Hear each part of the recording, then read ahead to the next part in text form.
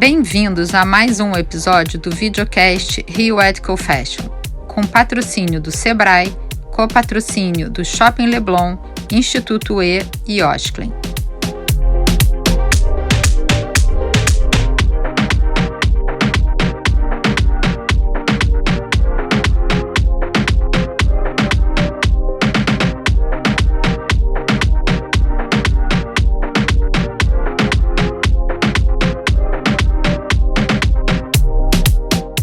Eu tô aqui pra falar com você que é empreendedor. Eu? Eu não sou empreendedor, não. É sim, isso aí que você tá fazendo agora é empreender. Vender pastel? Isso. Eu só me viro. E hoje você é dona do seu próprio negócio. Eu não sou dona de negócio nenhum, não. É sim, dona do seu próprio nariz, dona da banca. Seu trabalho é importante pra todos nós. E o Sebrae tá aqui pra fazer vocês irem mais longe. Então vocês podem me ajudar? Claro, a gente existe há 51 anos por sua causa. Conte com a gente. Sebrae. Olá, gente. Eu sou a Yami Reis, diretora executiva do Rio Ethical Fashion. Hoje a gente está aqui gravando esse episódio comunicando a sustentabilidade, marketing ou causa. E para falar sobre isso, a gente tem essas três mulheres incríveis e poderosíssimas aqui comigo. Duas Fernandas. Fernanda Simon, diretora executiva do Fashion Revolution Brasil.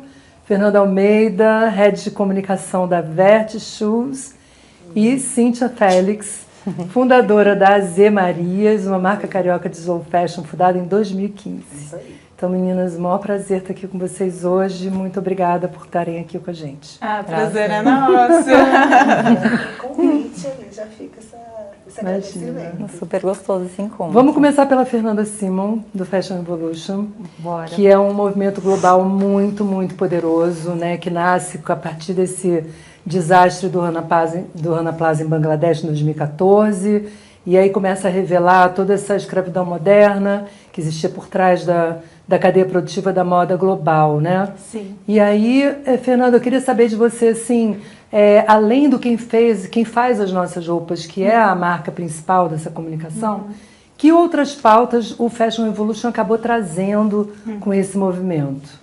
O Fashion Revolution ele surgiu, né, a partir da queda do Rana Plaza e para trazer principalmente essa questão de quem está por trás das nossas roupas, que é, na verdade, uma situação de precarização do trabalho de quem faz as nossas roupas, que geralmente são mulheres. Algo que é muito mais antigo do que o Fashion Revolution, né? Então, assim, é algo que já, quando a gente olha para a história da moda, a história da Revolução Industrial, quando a gente olha o Dia das Mulheres, né, como ele foi fundado assim, então esse lugar da mulher que costura, a mulher que faz as roupas, está sempre em um lugar invisibilizado, né, como muitos outros lugares que as mulheres foram colocadas, né, como a gente vê também o trabalho da limpeza, o trabalho do alimento, da comida, do cuidado, e fazer as roupas também está muito relacionado com esse trabalho da mulher. E sempre nesse lugar de invisibilização e de precarização, até hoje, inclusive. Então, de fato, essa foi a primeira pauta que o Fashion Revolution trouxe com o acidente do Rana Plaza. E foi através de uma comunicação, assim mesmo, né? A primeira ação que o Fashion Revolution fez foi uma grande campanha global para perguntar quem fez as minhas roupas. A hashtag, né? A primeira hashtag que a gente usou era Inside Out. E no primeiro ano de campanha já viralizou, foi trending topic no Twitter, muitas celebridades assim participando, influenciadores, assim, pessoas envolvidas com causas diversas. E eu vejo, assim, na minha opinião, é que essa comunicação, assim, ela chegou nesse nível global, de uma campanha global, sendo que já era uma causa, né, que já existia, assim, esse lugar do trabalho da mulher. E chegou nesse lugar por conta de uma campanha de comunicação que foi muito bem pensada, né, que trouxe aspectos da moda para a causa. Porque eu vejo que é muito difícil a gente comunicar a causa, porque ou tem aquele lugar do sensacionalismo, que não é onde a gente tem que estar, eu acredito, Ou então, assim, é aquele lugar que as pessoas não querem muito saber, né? Todo mundo já está muito envolvido com muitos problemas, e daí, então, assim, é difícil da gente realmente envolver as pessoas em causas, né? E eu acho que o Fashion Revolution, ele trouxe aspectos da moda, né? Os aspectos da criatividade, aspectos de design, aspectos artísticos, né? E esse lugar, assim, até do sonho mesmo, né? De vamos imaginar, vamos criar, vamos construir um movimento pelo bem da moda, pelo bem das pessoas. Então, esse foi o ponto de partida. A partir da hashtag também, né, quem fez minhas roupas. E a partir daí, ao longo dos anos, o movimento foi se estabilizando, foi crescendo e foi também trazendo para a campanha outras pautas que estão todas ligadas, conectadas, né, como a questão ambiental, gigante no nosso setor. Né? Então, depois veio a hashtag do que são feitas as minhas roupas, para a gente falar do que está por trás em termos ambientais também. Então, todas as questões das matérias-primas, do algodão, né? Eu meio que você, enfim, traz tanto também essa pauta. E toda essa produção da matéria-prima, do descarte, dos processos produtivos.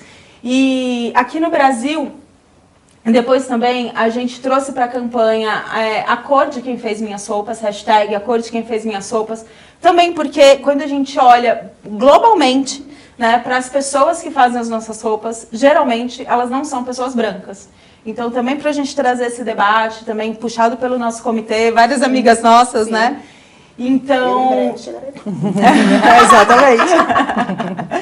Então, assim, e a cada ano, essas hashtags, que são campanhas, elas vão se intensificando. Então, a gente vai aprofundando esse debate e vai também trabalhando outros pontos que estão dentro, né? Então, questões de matéria-prima, cada ano a gente foca num ponto de vista ou em uma específica. E assim a gente vai avançando. Então, e também tem o tema de cada campanha, né, do ano, assim, então todo ano também a gente tem um tema que a gente busca ter um foco maior, mas sempre olhando primeiramente para as pessoas que fazem as nossas roupas e para a terra e para todos esses aspectos que estão envolvidos. Muito bom, e aí você falando qual é a cor de quem faz as nossas roupas, né, a gente tem aqui uma marca que fala muito disso. Tem muito a ver com o teu propósito, né, Cíntia? Sim. Que já nasce como uma marca tentando comunicar essas mulheres racializadas que estão na base da nossa cadeia, os corpos diversos, e você já nasce também como uma marca sob demanda, tentando trabalhar a questão dos resíduos. São tantos desafios que você, como uma mulher empreendedora, tem, né? Que colocar na pauta do seu negócio. Como que foi isso para você já nascer com tantos desafios assim? Nossa, essa é sempre a pergunta mais difícil, porque quando você cria, lá em 2014, quando a gente pensou a Zé Marias, ela foi um projeto que ela estava embrionada de 2013 até 2014, mas ela só nasce em 2015. E eu sempre trabalhei em chão de fábrica, então trabalhei nas maiores empresas que exportavam, empresa que faliu, todo esse lugar comum. E todas as empresas tinham o mesmo problema, um setor chamado estoque, que ficava tudo lá, e que ninguém sabia o que tinha, por que estava lá. E eu ficava tipo, gente, alguém pagou por isso aqui, o negócio está aqui, é isso? E aí eu lembro que na última empresa que eu trabalhei antes de fundar a Zé Marias, que foi a Espaço Fashion, posso falar porque ela já faliu, a gente tinha um setor que era um galpão enorme, com tecidos até o teto, e toda vez, uma vez por semana, ia uma empresa lá levar os resíduos. E eu achava aquilo, tipo assim, como assim? Vem uma empresa aqui, leva esse tecido embora, vai pra onde? Ninguém... E era um assunto meio obscuro, nebuloso, ninguém podia falar abertamente. E eu ficava sempre perguntando, gente, esse tecido vai pra onde? Vai fazer o quê? Por que ele tá indo? O que ele tá levando? Vai pra onde? E aí um dia um amigo meu, o seu Sérgio, então um beijinho aqui pro seu Sérgio, que é meu amigo até hoje, um senhorzinho de quase 80 anos, então um love pra ele. Eu falei, seu Sérgio, pra onde que vai isso? Me conta, pelo amor de Deus, eu sou canceriana e fofoqueira, então me conta. Aí ele falou, Cíntia, aqui é um caminhão que busca esses tecidos e leva pra incinerar lá em Gramacho. Aí eu fiquei, como assim incinerar? Aí ele, a gente taca fogo. Eu falei, por quê? Aí, porque tem uma lei que diz que pode. Eu falei, ué, gente, tem uma lei, a gente taca fogo e é isso? Aí ele basicamente. E aí eu falei, bem, a gente tem um problema aqui nessa marca, vamos conversar com as outras marcas. E aí foi aquela coisa do telefone sem fio. Amiga, aí também tem esse setor? Tem. E tem muito tecido? Tem. E tem mais o quê? Amiga, tem tudo. Tem cabide, tem aviamento. Então hoje, avançando para 2023, a gente lida especificamente com resíduos sólidos têxteis. Mas a gente tem na nossa cadeia de moda resíduos sólidos de N coisas. De aviamentos, de pedrarias, de mobiliário, de cabide. Então, a cada loja que abre e fecha, esses resíduos eles ficam guardados dentro da empresa. E as empresas não sabem o que fazer. Então, a gente já nasceu com um olhar muito apurado para o resíduo sólido têxtil. Esse é o nosso mood ambiental. Trabalhamos apenas com resíduos sólidos. Ou seja, tudo que é fabricado, não se é comercializado e está parado no estoque. Por quê? Porque se produziu demais. Se produziu demais porque nós não temos maturidade mercadológica para produzir numa quantidade certa. Porque enquanto empresa eu posso analisar os meus dados passados e entender o que vende mais e o que vende menos, para fazer apostas. Né? Quem trabalha aí com moda, vocês que estão nos vendo, vocês vão se ligar nesse papo. Então, se você não tem esse planejamento, bem, é claro que você vai produzir demais. E é claro que você não vai saber o que fazer com ele. E aí, eureka, a gente teve esse primeiro, opa, tem aqui uma oportunidade de negócio. Depois nós vamos falar com as costureiras. Sempre também conversando muito com as pessoas. E aí, costureira, quanto que você ganha para fazer essa roupa? Uma roupa, um vestido de festa com muita costura em reta, com forro. Quanto que você ganha para fazer isso? Ah, eu ganho R$6. Quanto tempo demora para fazer vestido? 2 dias. 2 dias, R$6. Essa lógica natural, só de falar, ela já causa um estranhamento. Como assim? Vou trabalhar 2 dias para ganhar R$6. E aí, isso já foi o segundo mood. Então, a gente entendeu que era um problema social de não remuneração dessas mulheres racializadas, ou seja, mulheres pretas, nordestinas, aqui eu vou botar os pardas, mulheres pardas também, mulheres imigrantes também. Então, são essas mulheres de tríade que a sociedade da moda está negligenciando. Porque a partir do momento que eu pago R$6 para uma mulher fazer um vestido e eu acho que esse valor é justo, isso é um problema meu, da minha empresa. Eu não estou sendo, no mínimo, coerente. Eu sempre gosto de fazer esse exercício. Se fosse comigo, eu ia gostar de ganhar R$6? A resposta é sempre não. E se a resposta é não, a gente não faz com o colega. É simples, não tem muito mistério. E o terceiro foi os corpos reais. E pra mim, assim, esse é a grande coisa que eu faço. Eu lido com mulheres que chegam em lojas e vestem 44 e não conseguem vestir. Eu tô falando isso 18, não, sabe, 23. A gente... Como assim uma mulher chega numa loja e não consegue vestir uma roupa que caiba nela, porque ela tem 126 de quadril? Isso não deveria ser um problema. E se há um problema, porque tem uma norma vigente dentro da nossa sociedade da moda que enxerga qualquer corpo fora de um padrão pré-estabelecido, fundamentado no conceito de belo lá da Grécia. Se saiu dessa norma, é o diferente, é o plus. E a gente vai pro plus size. E essa nomenclatura é uma nomenclatura que ela não faz muito sentido. Porque plus é o que está à parte. E essas mulheres não estão à parte. Elas estão tão integradas na sociedade quanto eu, quanto qualquer outra mulher. Então, o que a gente nasceu assim muito forte nesses 3 pilares e seguem sendo os nossos únicos pilares. Então, tudo que a gente faz é norteado para esses 3 lugares. Se eu vou fazer uma fala numa palestra com mulheres que falam sobre sustentabilidade e que tem mulheres pretas ali rodeando com elas. Se está fora desse mood, a gente não consegue estar próximo, porque nossos pilares são muito fortes e muito sólidos. Então, vai desde a minha equipe, a minha casa, a roupa que eu produzo, para as mulheres que encontram comigo na rua e falam, eu vi seu desfile, fiquei encantada, vi mulheres que se pareciam comigo e vi que eu podia fazer parte da moda. Isso é um peso que ele às vezes não consegue ser mensurado, porque a autoestima não é mensurável. E o que a gente entrega para a sociedade é a possibilidade de autoestima.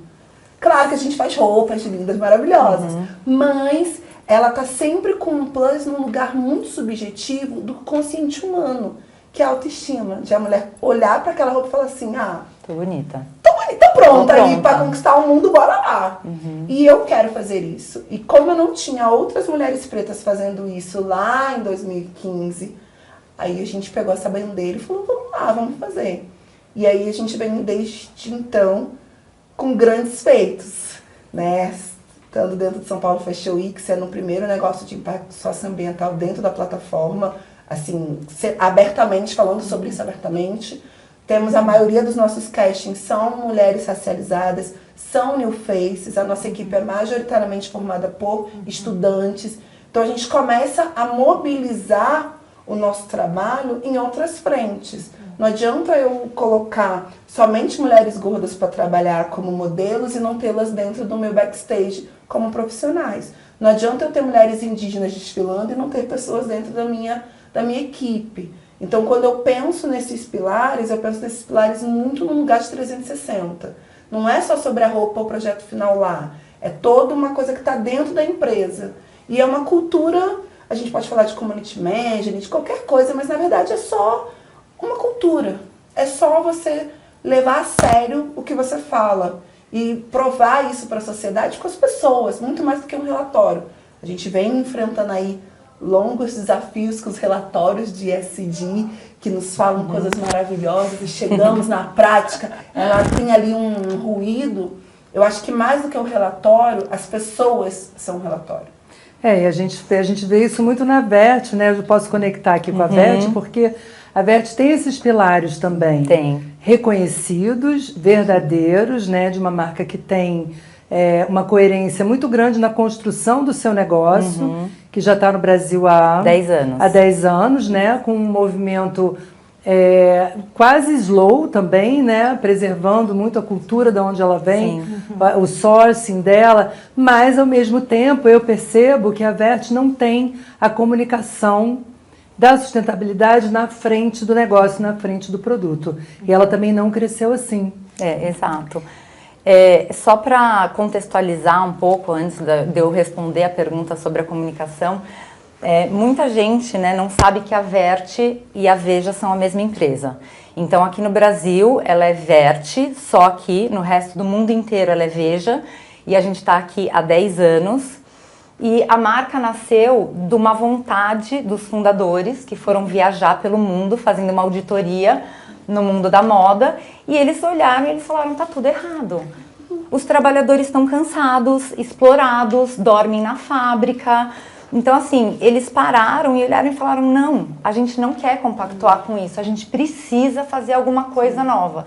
Então, assim, os caras tinham 20 e poucos anos, há 20 anos atrás, e eles vieram para o Brasil. Quando eles chegaram aqui no Brasil, eles tiveram contato com uma empresa que exportava pupunha, e o cerne dessa empresa era o comércio justo. Então eles olharam e eles falaram, isso sim, não tem intermediário, é uma empresa que eu sei que as pessoas estão ganhando um valor que é bacana, que elas têm uma qualidade de vida legal, a gente precisa fazer isso. E o tênis, ele foi a consequência do modelo de negócio que eles estabeleceram. Então, a Veja, ela é uma empresa de comércio justo, tá? Então, assim, o tênis, obviamente, é o produto que eles escolheram fazer. E para que isso se sustentasse, né, dentro desses anos, desses 20 anos, eles estabeleceram a política dos 3 zeros, que é muito legal porque realmente garante que o comércio justo faça parte de todas as etapas da produção. Então, o primeiro é zero estoque, então vai com aquilo que você estava falando, porque eles entendem, a gente entende o tempo do ser humano e da natureza, que a extração da matéria-prima do jeito que a gente faz, ela tem um fim, ela tem um ciclo, então eles respeitam isso. Então a Vert e a Veja, a gente não trabalha com estoque, então isso eu acho que conecta muito com o que você estava falando. Zero investidor, então hoje em dia é uma empresa de 2 sócios, porque eles sabem que o comércio justo e agroecologia não é a forma mais rentável de se trabalhar. Então, se eles abrem o capital, eles perdem muito essa possibilidade de trabalhar do jeito que eles acreditam que é o cerne do negócio mesmo. E o terceiro zero é a zero publicidade, porque lá atrás, quando eles foram, né, colocar o tênis no mercado, eles identificaram que 70% do valor era publicidade e que somente 30% era para o cuidado do produtor, a extração da matéria-prima, e eles não queriam ser uma marca de luxo. Então, para ter um preço, um valor competitivo no mercado, esse marketing, né, esse valor não cabia dentro da equação. Então, hoje, o foco da publicidade da Vert é comunicar o projeto. Porque, assim, as cadeias, né, é o mais importante, é como a gente trata os produtores. Então, assim, pra você ter uma ideia, falando de comércio justo, né, a borracha, a gente tem uma cadeia super estruturada de extração de borracha, que a gente utiliza as borrachas em todos os nossos calçados, e a gente tem uma cadeia de produção lá na Amazônia. Quando eles chegaram para comprar a borracha lá, o valor de mercado era de R$3,50. Os caras falaram, gente, R$3,50 o quilo da borracha, olha a trabalheira que é, você acorda 3 da manhã, vai lá, não sei o que. Ele falou, isso não, por mais que seja esse valor do mercado, a gente não acredita que seja justo, né? Então, atualmente, e clipando todas as bonificações que a gente paga, tanto para a extração da borracha até o bônus de preservação da floresta, a gente paga R$18 o quilo. Então, a gente praticamente fez com que essa profissão voltasse, né? E me disse de novo, porque ninguém mais queria ser seringueiro a R$3,50 o quilo, né? Que é um trabalho do dia inteiro, que é que nem você estava falando. Então, é basicamente por isso. Interessante. E aí, Fê, conta pra gente, no Fashion Revolution, essa comunicação tão intensa, né? Ela está muito ligada à questão da educação. Então, vocês veem muita comunicação como uma educação, e aí vocês têm um trabalho muito focado também nesse jovem estilista ou jovem profissional da moda que chega no mercado com aquele desejo de trabalhar com moda e tal, e aí vocês falam, peraí, gente, né, o buraco é mais embaixo. Então, como é que foi essa penetração nas escolas de moda, que o Brasil tem muitas escolas de moda, né, espalhadas no país inteiro. Sim. Você acha que isso foi uma estratégia interessante, assim, importante? Com certeza, a gente acredita que... Bom, nós acreditamos que a mudança ela precisa ser sistêmica, né? Então, nós precisamos falar sobre essa revolução em todos os lugares, com todos os atores e com a sociedade civil, né, como um todo mesmo. Então, e uma das estratégias, de fato, foi falar sobre educação dentro das escolas de moda e também de outros cursos, porque às vezes a gente imagina que a moda seja algo muito isolado, mas não é. Não. Né? Tudo faz parte da mesma rede. Então, assim, por mais que a gente tenha uma entrada maior dentro das escolas de moda, mas a gente também está em outros cursos. Bom, hoje a gente está em mais de 200 escolas, então a gente tem instituições de ensino, né? Não só escolas, faculdades.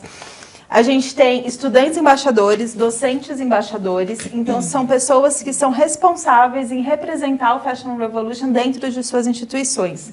Então a gente tem uma equipe dentro da nossa estrutura, então essa é uma equipe responsável por fazer contato com eles, por receber as dúvidas. Então a gente faz atividades, a gente faz workshops, treinamentos, a gente prepara materiais e trabalha ao longo do ano, né? E durante a semana Fashion Revolution eles são convidados a fazerem suas próprias semanas dentro dos seus espaços, que é muito interessante.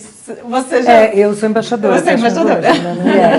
E é bem descentralizado, né? Eu acho que isso ajuda também o movimento a se espalhar mais, né? Exato, porque a gente acredita isso, que uma revolução ela tem que acontecer de diversas formas e que cada um tem que ter espaço para sua criatividade. E que a gente não tem todas as respostas, mas que a gente precisa incentivar que esses espaços aconteçam, né? Para que cada um traga suas dúvidas, traga suas sugestões. Então, assim, a gente acredita que nós somos mais esta plataforma para fazer com que as coisas aconteçam do que a gente levar o que é para ser falado, o que a gente acredita que precisa ser falado. Então, são esses espaços bem descentralizados. E, enfim, a cada ano também a gente vai trazendo novas provocações. E também, assim, a gente vai vendo que essas pessoas vão entrando no mercado de trabalho de uma forma diferenciada, Eu estudei moda. Quando eu estudei moda, era totalmente diferente o curso, assim, o que eu aprendi, o que eu deixei de aprender, assim, hoje não faz mais sentido dentro de uma faculdade de moda. Então, é muito, assim, gratificante a gente ver os estudantes embaixadores entrando em grandes varejistas, fazendo campanhas, aí depois a gente começa a ver que, assim, sabe, algumas marcas grandes estão fazendo ali coisas que são pessoas que vieram dessa rede do Fashion Revolution. E também a gente acredita, né, falando sobre o educacional, que também está além das escolas, das instituições, né? Falar sobre educação de moda e falar sobre conscientização é algo que é muito amplo e que tem que estar acessível para todos, né?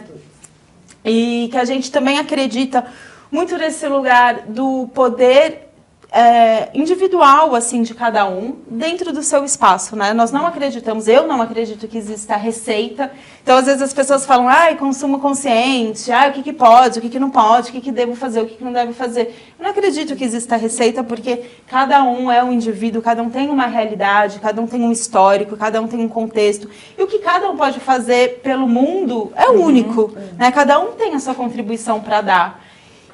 Mas o que eu acho que é importante é que cada um saiba que pode dar essa contribuição. Todo mundo pode fazer bem para uma pessoa, para si mesmo, para quem está do seu lado, para sua família. Todo mundo pode levar uma boa provocação dentro dos seus espaços sociais, o seu círculo religioso, que seja, né? Qualquer espaço que você estiver, você pode ser este agente de transformação. E as suas roupas, elas podem fazer parte desse lugar de transformação, de contar essas histórias, né, de trazer, que nem lá com o pessoal da Vert, né, a gente, lá com os seringueiros mesmo, né, eu lembro do seu Júlio, um seringueiro companheiro do Chico Mendes, assim, gente, aquele pessoal da luta mesmo, das seringas, ativista raiz, da floresta mesmo, né, e ele trouxe isso, olha, hoje eu sei que eu coloco um tênis da Vert e existem famílias que estão felizes por trás, que receberam para isso, que a floresta está de pé, né? Então, assim, olha, assim, esse debate através, né, de uma roupa, através de um acessório, de uma marca, olha aonde que pode chegar, né? A gente está conectando isso com a luta da floresta em pé, assim. Então, são tantas causas, né, que a gente pode comunicar e levar educação, trocar, se informar, né? E essa educação também fora desse lugar acadêmico, né? Também isso é uma coisa que, tipo, eu não me formei, né? Então, assim, eu carreguei muito tempo esse lugar de, eu não tenho diploma, assim, e tal, né? Quando eu comecei a trabalhar. Então, e não é sobre isso, porque às vezes a gente vai ver que as pessoas mais informadas, né? Mais, assim, inspiradas, são aquelas pessoas que muitas vezes estão lá no meio da floresta, num outro contexto de luta, né, que não é só o ensino através da academia. Então, isso também a gente sempre traz. Tanto é que um dos nossos projetos, né, o Fórum Fashion Revolution, ele é aberto para pesquisadores, para quem quer apresentar trabalho e não precisa estar vinculado a uma instituição, você não precisa ser de fato, né, um acadêmico, porque essa é a troca, né? A troca do conhecimento popular, da sabedoria popular, de quem está na terra, com quem está também pesquisando, quem traz dados, informações, e é esse lugar que eu acho que a gente tem que estar, assim, todos juntos, cada um com a sua individualidade, cada um com a sua contribuição no mundo, né? E assim a gente vai se somando e fazendo as coisas acontecerem. Porque na verdade, quando você fala de moda, mas todo mundo usa uma roupa e um calçado. Então, você consegue acessar o tema, né, da cadeia produtiva de alguma maneira, de uma forma ou de outra, né? Sim. E aí, assim, falando, Cíntia, voltando aqui o que a Fernanda estava falando do comércio justo, a Zé Marias, ela trabalha com uma cadeia produtiva importante, né? Eu já entendi que essa cadeia importa para você. E como é que você trabalha com essas mulheres? Você tem algum processo, com elas? Você tem algum projeto? São várias ações ao mesmo tempo acontecendo, né? Quando a gente fala especificamente das mulheres trabalhadoras da moda, da base, né? As costureiras, as cortadoras, as costureiras de bairro, é dessas mulheres que a gente trata. Então, o que a gente faz? A gente oferece um treinamento para elas, de forma gratuita, não onerosa. Então, a gente monta grupos de 5 a 15 mulheres para entender o valor justo delas. E o justo delas é um justo. Então, eu tenho 15 valores justos. Por quê? Cada mulher tem um custo de vida extremamente diferente da outra. E é em cima desse custo de vida que a gente trabalha o cálculo para chegar nesse dito valor justo. Por isso que quando a gente tem uma roupa das Zé Marias, a gente vai pagar para uma costureira de R$12, às vezes até R$25, R$30. Porque depende. Então eu posso falar, por exemplo, da Exita, que ainda está no Rio, que hoje tem sua casa própria e seu carro, mas ela paga IPTU e IPVA. Em compensação, eu tenho outras aqui de São Paulo que pagam o aluguel do carro, pagam a escola da criança. Então todos esses cálculos, eles são muito voláteis. E a gente tem que entender da unidade. O que me parece é que quando a gente fala de moda, a gente quer botar tudo num bloco e falar assim, e todas as costureiras precisam receber esse valor. E não é isso. A gente precisa compreender a individualidade. A partir do momento que a gente consegue compreender a individualidade, a gente consegue promover ações individuais que se tornam coletivas dentro do seu território. Então, um exemplo. Tem costureiras nossas que hoje elas não saem do seu território para comprar linha. Por quê? Porque ela tem dinheiro para comprar. Ela não precisa se deslocar, sair de um lugar que às vezes é um lugar afastado do centro, não que ele seja de periferia, porque eu não acredito a periferia a partir do centro. Eu acredito da periferia é o centro, porque é no centro que não está as pessoas, elas só vão para trabalhar. Então é o que elas fazem? Elas vão e compram na mercearia. E aí o cara que tem uma lojinha que às vezes só vende, sei lá, um joguinho do bicho, sei lá, qualquer coisa que não seja do texto, ele vai pensar, puxa, se eu tenho uma costureira que toda hora pergunta se tem linha, eu vou colocar isso aqui, porque eu sei que vai vender. Então eu consigo impactar o entorno dessa costureira de uma forma muito simples e muito bonita. Sim, bonito não nesse lugar filosófico de, ai, que linda, nossa, mas de impacto mesmo, das pessoas falam assim, eu não preciso sair daqui para comprar uma coisa, eu posso comprar na internet ou eu posso comprar do meu vizinho. E aí a gente consegue escalar de uma forma horizontal, que é o que eu acredito. Eu não vou fazer 300 peças dentro das Zé Marias, porque a gente não precisa de 300 peças mais das Zé Marias. Já tem outras fazendo. O que a gente precisa é de talvez 10 peças das Zé Marias com 10 pessoas que ganharam um salário muito bom dentro dessa estrutura financeira e de respeito às trabalhadoras. Acho que a primeira coisa quando eu falo delas assim, é o respeito. Poderia ter sido minha mãe, minha avó foi costureira. Então são todas essas mulheres que elas vivem, criam sua família, botam os filhos na faculdade, e especificamente da costura. Então a gente hoje roda os teias daqui de São Paulo, então eu faço bastante circuito de teia, porque essa metodologia de custo de vida para chegar no valor justo, ela é um cálculo que pode ser aplicado para qualquer segmento da indústria criativa. Então a gente fala desde com moças que fazem crochê, paninho de prato, elas entendem isso. Não é o nosso mood, não é a nossa costureira, mas é uma mulher que vai impactar na indústria criativa, que vai chegar lá na moda. Então, para nós é muito mais importante falar com essas mulheres, com essas trabalhadoras, de elas entenderem e se entenderem como pessoas autônomas e seguras do seu trabalho. Não de uma pessoa num lugar de pedinte, de menos-valia. Eu tenho que trabalhar para aquela empresa que me paga R$2, porque senão eu não vou trabalhar e não vou ganhar dinheiro. A gente muda a lógica de pensamento ao ponto de ela falar, olha, com você eu não consigo trabalhar mais, porque o seu valor é muito baixo. E hoje eu entendi quanto que eu tenho que ganhar. Então muda a lógica. E aí é muito mais interessante que ela trabalhe para outras marcas. Porque ela não precisa trabalhar para mim. Ela precisa impactar o mercado. E aí eu faço o meu trabalho na minha empresa e aí as outras empresas que corram atrás dos seus prejuízos, que está todo mundo correndo, né? Aí é sobre isso. E aí, Fernanda, você estava falando que é um dos nãos da Verte é a não publicidade, né? Esse monitoramento todo da cadeia, essa questão do comércio justo, o pilar, a centralidade do comércio justo para a Verte, a gente pode chamar isso de um marketing de causa ou um marketing social? Como é que você vê isso, já que não é baseado na publicidade? Eu acho que é um modelo de negócio. Eu acho que não é nenhum dos dois, eu acho que é um modelo de negócio. Ele nasceu com esse propósito. Então, a Veja, é até um parênteses, para quem não sabe, mas a Veja, o nome Veja é para veja além do que você está usando no seu pé. Porque a história é muito mais do que somente um tênis, né? Então, ela nasceu nesse pilar do comércio justo. Ela não é o não publicidade, né? A história central está nos seringueiros, está no produtor de algodão, que tem hoje em dia uma qualidade de vida, que ele não tem só a monocultura, que ele não vai passar fome se tiver uma seca e ele não tiver produção de algodão. Ele tem outros cultivos que ele vai, né, ser beneficiado disso. O couro, né? O couro, a gente tem a rastreabilidade dele no sul, então a gente só compra couro dos Pampas Gaúchos para não ter nenhuma relação com desmatamento na Amazônia. Então, eu acho que é um modelo de negócio, né? Então, não acho que seja nenhum dos dois. Não é um marketing. Marketing não é uma preocupação da vida. Não é. Não existe nem essa palavra dentro. Eu sou de comunicação. Comunicação. Porque eu comunico o que a gente está fazendo. E assim, e nunca a gente comunica, que eu acho uma coisa super interessante, né? Você vem de grandes empresas, mas qual que é a sua meta para 2030? O que você vai fazer?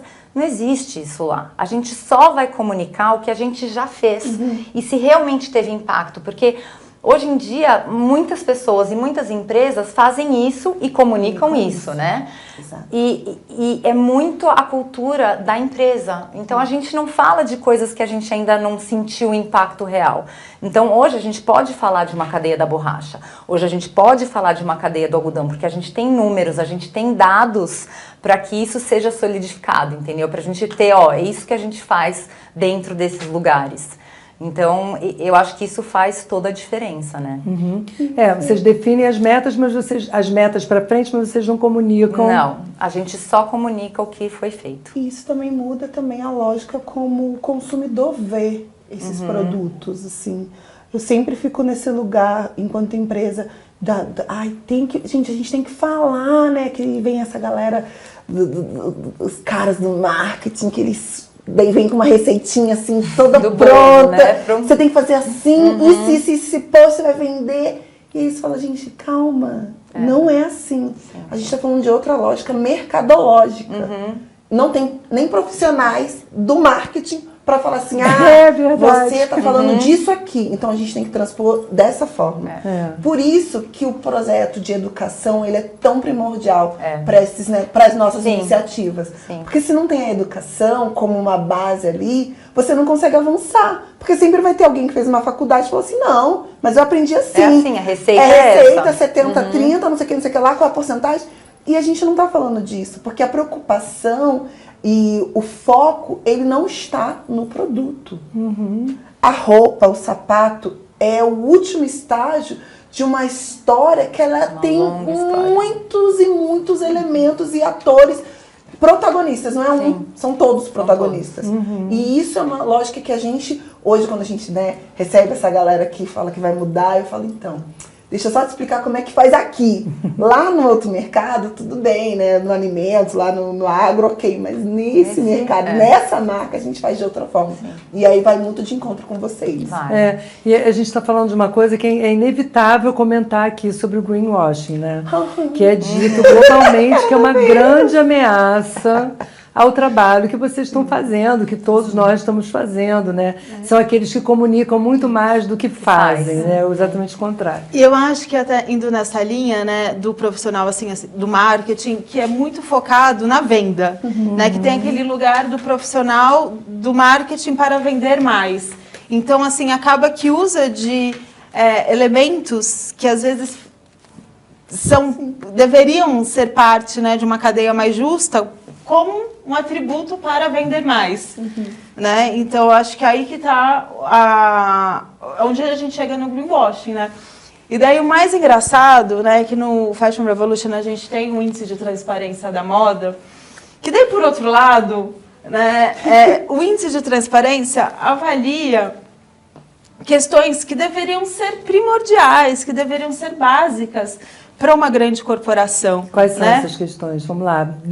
Ai, amiga. Me fala 3 questões que você acha que são primordiais. Não, a própria rastreabilidade da cadeia de... Rastreabilidade. A rastreabilidade, eu acho que é ponto, assim, né, fundamental aqui da nossa conversa. E é o mais difícil, não é? E é o mais difícil, né? E assim, as marcas não querem falar onde elas produzem, com quem elas produzem, quanto que elas pagam. Né? É tudo muito secreto, É tudo né? muito Aliás, secreto. vamos contar aqui aquilo que você contou pra gente na conversa sobre como que a Vert faz essa rastreabilidade, né? Que as duas Fernandas estiveram juntas agora na Amazônia. Sim. E foi uma coisa surpreendente. Como é que é isso? Conta aqui pra gente. Foi muito legal. A gente levou um grupo, né, de jornalistas agora. Quando foi, Fê? Em julho? Em julho. Para realmente conhecer a nossa cadeia da borracha. E é super importante ressaltar que a gente tem um sistema atualmente, que é um sistema de monitoramento via satélite, porque a gente trabalha com as cooperativas, né? Então, tem o produtor que vende para a cooperativa e a gente compra das cooperativas, porque é a cooperativa que garante que essa pessoa seja a pessoa adequada, que ela está respeitando, que ela está zelando, que ela está, né? Então, eles são os olhos dos produtores. Então a gente tem um sistema que a gente consegue rastrear e ver se esse produtor está cumprindo com o que a gente espera dele. Então, quanto por cento de desmatamento, porque ele pode desmatar um pedacinho da terra dele, porque ele vive lá, então ele precisa comer, ele precisa ter a galinha, ele precisa ter a carninha dele, entendeu? Mas existe uma porcentagem. Então a gente consegue medir isso e ver qual é a família que está ultrapassando o desmatamento, que está fazendo alguma coisa errada. E não é um sistema que a gente vai apontar e vai falar alguma coisa, mas para a gente saber, porque não é o tipo de pessoa que a gente quer continuar trabalhando, né? Então, é um sistema muito legal. E é bacana que quando abre, aí a Fê pode até falar, né? O satélite, então, assim, tem as bolinhas vermelhas. Né? E não é uma coisa assim, porque essas pessoas, às vezes, elas desmatam porque ela está passando fome, entendeu? Ou ela está numa necessidade existe essa cultura extrema também de que o gado, né, que o desmatamento, que você colocar gado, exatamente, é o que vai te dar lucro, é o que vai te fazer se desenvolver como, né, um empresário ali local, né? Existe essa cultura de que floresta em pé é um pouco mato, assim. Não, né? e o Acre é um dos estados que está sofrendo mais esse sofre. avanço É o que mais no movimento da realmente, pecuária, né? Exatamente. E aí, né, é muito sério o que você está falando, né, Fernanda? Porque a gente vê que o Acre é justamente um dos estados onde se sofre mais esse avanço da pecuária e do agronegócio, né, do Cerrado, Exato. avançando sobre a Amazônia. Fernanda, eu estou lembrando também que um tema muito importante de comunicação do Fashion Revolution é essa superprodução. Exato. A gente tem aí essa entrada da Shein, a gente tem essa exportação de resíduos, esse colonialismo de resíduos para o sul global, que está chegando tão perto da gente. E o Fashion Revolution também tem muito essa bandeira, né? Exatamente, porque, assim, vamos combinar que é um pouco frustrante, né? 10 anos aí de movimento, a gente lutando mesmo para que haja mais transparência das marcas, processos produtivos mais limpos e mais visíveis, né? E daí, de repente, a gente vê que, por um outro lado, existe esse avanço de um modelo de produção ainda mais rápido, né? Que é o ultra fast fashion, que ele é muito mais opaco, ele traz muito menos informações sobre sua cadeia produtiva, produz cada vez mais rápido ainda. E para onde que vão parar essas roupas? Então, assim, a gente está produzindo cada vez mais, faz com que os trabalhadores estejam em condições cada vez mais precarizadas do que já estão, né? Essa matéria-prima, ela vai ser menos rastreada também, e com menos qualidade, né? Porque não tem como a gente fechar essa conta. Quem é um profissional da moda que produz roupa, sabe que não dá pra gente fechar uma conta produzindo numa velocidade extrema, com valor extremamente baixo. Então, e daí isso gera um outro problema que a gente está vendo, que agora, em vistas claras, né, como a gente viu recentemente o caso do deserto do Atacama, que a gente tem montanhas de roupas por lá, né, que é o que a gente chama de colonialismo de resíduo, que daí o que acontece? Né? A gente vê que existe esse grande volume de compras que acontece geralmente no norte global, não só, mas geralmente no norte global, nos países Estados Unidos e Europa, né, principalmente, e acaba que essas roupas, quando elas não servem mais, não tem o que se fazer com essas roupas, elas voltam para o sul global em forma de lixo. Em Gana, tem o mercado, né, o Cantamanto, que recebe 25 milhões de peças por mês. São, assim, é um volume, né, gigantesco. Eles só absorvem 40%, os outros 60% vão para o oceano. Exato. E daí ainda mostra que cada vez mais essas peças têm menos qualidade. Sim. Então eles aproveitam cada vez menos. Isso. Então acaba que quebra a cultura local, né, a cultura deles, porque eles deixam de produzir roupas para ter que lidar com aquele volume de resíduo, que também acaba virando um grande problema de lixo, porque no final acaba fazendo volume, né? Então, ou seja, mais uma vez, os países do Sul são os que mais são afetados com esta questão de uma superprodução, né? Então a gente vê que às vezes a gente ouve, mas essas grandes marcas elas trazem acessibilidade, os valores baixos fazem com que outras pessoas possam comprar, mas é custo de quem? Para quem? Né? Porque de uma certa forma são essas pessoas que também vão ser as mais prejudicadas no final da conta, né? Então, de fato... O fast fashion veio muito com esse discurso, né? Do acesso ao produto de moda, só que por trás tinha um custo, um preço muito alto, né? De quem fabricava e tal. E eu acho essa fala tão problemática, Fê, porque a gente fala, é que essas marcas ultra fast fashion, Shein especificamente, e as fast fashion de modo geral, democratizaram a moda, só que a gente esquece que a gente fala de pessoas. E aí quando eu levo essa dinâmica de discussão para a sala de aula, eu falo, beleza, só comprou sua roupinha lá da Shein de R$ 34,90. Essa roupa vem da China, ela poluiu X milímetros cúbicos. Ela veio de navio ou de avião, então ela emitiu CO2. Quanto que ela emitiu de CO2? Quanto que isso impacta multiplicado na quantidade de vezes que você compra e na quantidade de vezes dos seus amigos que compram? Para eles terem uma noção de tamanho mesmo. E aí quando eles têm uma noção, eles ficam tipo, nossa, mas isso tudo acontece para a roupa chegar até mim? Ué, claro, você está achando que alguém apertou um botão e foi 3 segundos e a coisa aconteceu? E isso muda a lógica porque o consumidor... E eu estou falando que o consumidor leigo, ou seja, pessoas que não estão dentro do ciclo da moda, trabalhando com moda, eles desconhecem essas informações. Para eles, todo mundo ganhou lá muito bem. E quando você fala, essa pessoa ganhou ali mais ou menos uns 3, 4 centavos de dólar, pensando nessa estrutura de R$ 34,90, matéria-prima, trabalhadores, estamparia, todos esses steps, você vê que essa roupa ela foi muito feita de uma forma muito barata. Não, e tem uma coisa também interessante que eu já li, que o consumidor da Shein e da fast fashion não é o trabalhador vulnerável que não tem dinheiro para comprar, entendeu? São as pessoas que consomem loucamente uma roupa atrás da outra e que na maior parte das vezes mal usam, nem usam, né? O deserto do Atacama tá cheio de produto com etiqueta nova, né? Que nunca nem foi usado. Então esse modelo realmente é o modelo que mais impacta, é o modelo contra o qual a gente está brigando, né? Para que ele termine ou para que ele seja repensado, para a gente conseguir pensar a moda a partir de outros parâmetros, dentro de um outro sistema.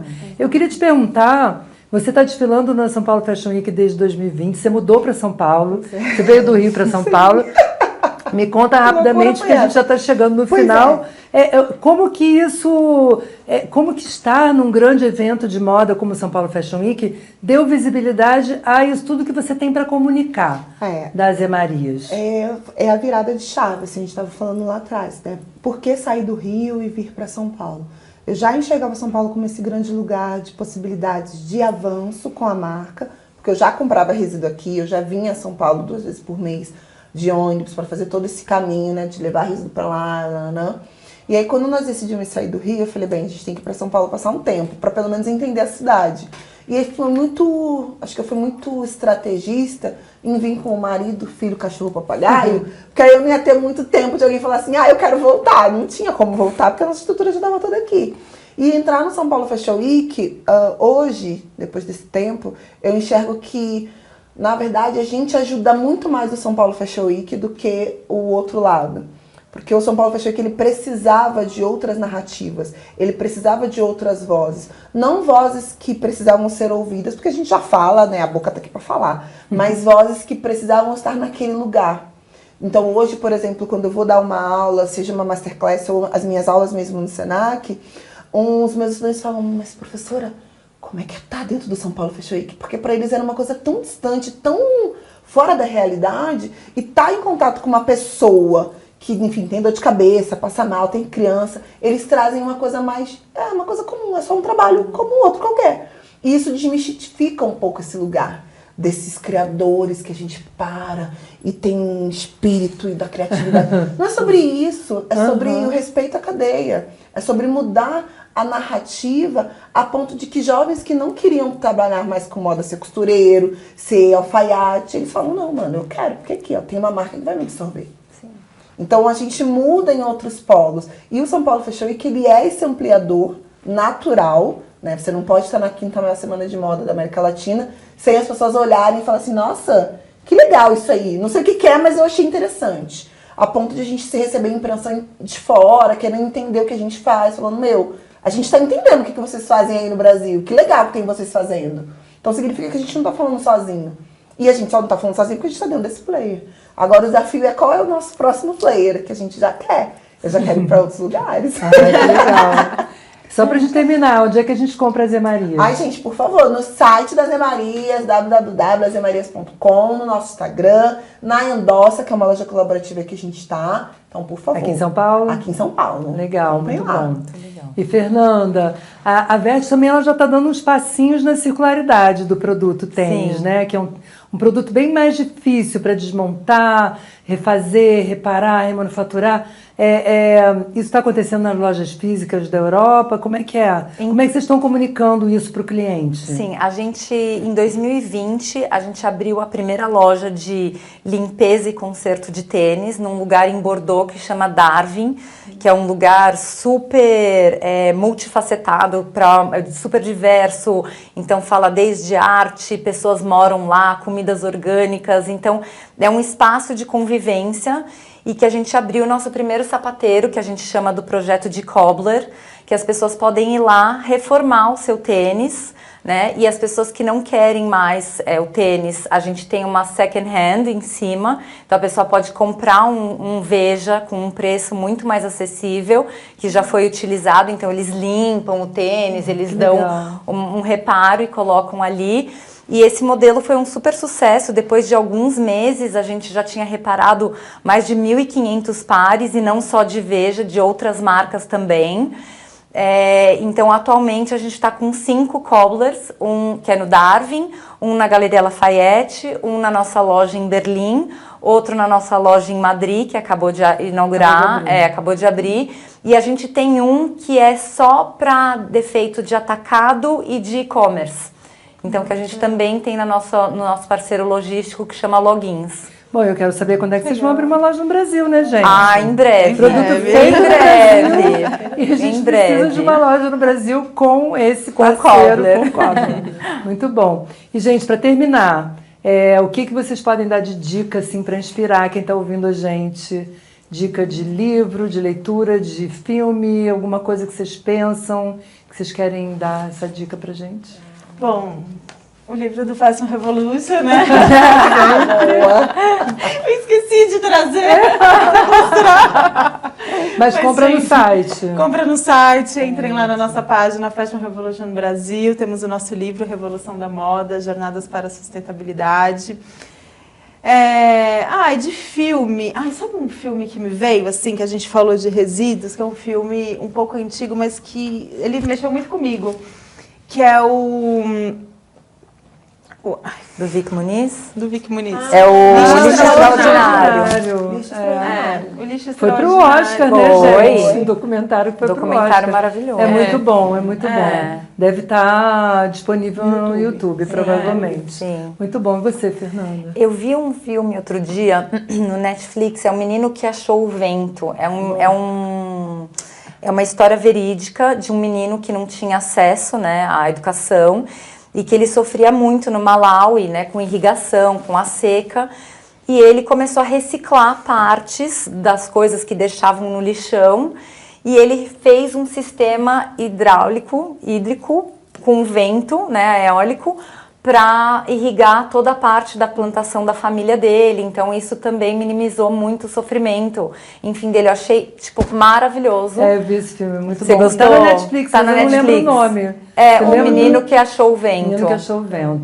E um uma outro ótima dica livro mesmo. que eu achei muito legal também é Economia Donut, que ela desconstrói a economia que a gente está acostumado. Então é muito interessante. Eu acabei de ler há pouco tempo atrás. Achei Coloca os limites, né? os limites dentro do donut. Os limites que são também os limites do planeta, né? A Exato. gente respeitar os limites do Exato. planeta. E você, Cíntia? Nossa, eu que tenho vários. Assim. Primeiro, Joy, é um filme muito importante para a gente entender jornada de empreendedorismo feminino, da mulher, da mãe, desse lugar que a sociedade nos coloca. O filme do Air Jordan, Demais. que ele tá fantástico. Acho que vale a pena ver para a gente entender também como é que é essa dinâmica. De livro, eu poderia citar aqui os de sustentabilidade, mas eu vou fugir um pouco deles para a gente ir para o lugar mais das pessoas. Leiam Um Quarto de Despejo, da Carolina de Jesus. Acho que ele tem ali umas falas que são um pouquinho um soco no estômago para a gente lembrar que as coisas não são imediatas, a vida não é esse mar de rosas que a gente pensa, pelo contrário. E estejam atentos às coisas, estejam atentos às marcas, às pessoas, vejam as coisas com o olhar de quem seria aquele trabalhador. Isso para mim é um exercício. Sempre que eu vejo alguma coisa, eu falo, tá, mas se eu estivesse trabalhando ali, como é que eu queria que isso acontecesse? Isso vira pra tudo. Aí você vai desde o moço que tá guardando o seu carro, o moço que tá te ajudando ali, te servindo uma comida, você começa a mudar o seu mindset aí. Acho que essas são as melhores dicas. Muito bom, gente. Adorei essa conversa. Muito bom, obrigada. muito obrigada. Mas a gente precisa terminar, né? Estamos terminando. Muito obrigada. Obrigada a A gente você. agradece. Pelo convite. Um beijo. Beijo para todas. Beijos.